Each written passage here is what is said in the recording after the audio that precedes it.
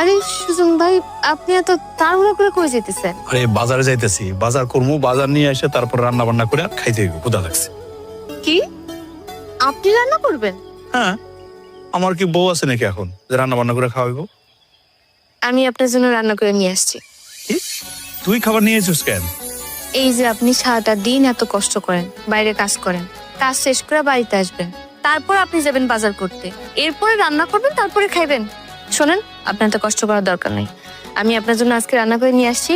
আরেকটা কথা, আমি আজকে থেকে আপনার জন্য প্রতিদিন ভাত তরকারি রান্না করে রাখুন।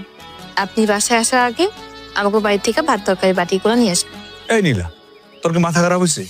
আমি কোন কারণে প্রতিদিন তোদের বাড়ি থেকে খাবার নিয়ে আসবো? হ্যাঁ, বুঝতে পারছি, আপনি ফ্রি খাবার খাইতে চান না, তাই তো? কোনো সমস্যা নেই, তারও ব্যবস্থা আছে। আপনি প্রতিদিন আমাকে বাড়ি থেকে ভাত তরকারি নিয়ে আসবেন, মাসে শেষে আমার একটা খরচ দিয়ে দিবেন, তাহলেই তো হয়। আর আপনি যদি আমাকে বাড়িতে খাবার আনতে না যান, আমি কিন্তু প্রতিদিন আপনার বাড়িতে চলে আসব খাবার নিয়ে। না না না, প্রতিদিন আসা দরকার নাই, বাড়িতে আমি একা থাকি। তুই হুটহাট করে যে চলে আসোস, লোকজন দেখলে কি করবো?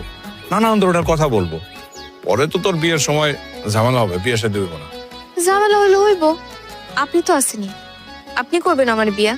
আর তাছাড়া আপনার তো এখন একটু আদর যত্ন করার জন্য ঘরে একটা বউ দরকারি। আয় চুপ কর, মুখে যা আসে তাই বলবি না। মানে তুই কি শিখোস নাই কোন সময় কি কথা বলতে দিব? হ্যাঁ, কেন, আমি খারাপ কি বলছি? আমি কি বউ হিসেবে খারাপ নাকি? চুপ থাক, খাবার দিয়ে গেছোস, খাবার খামু, বাস, যা এখন যা।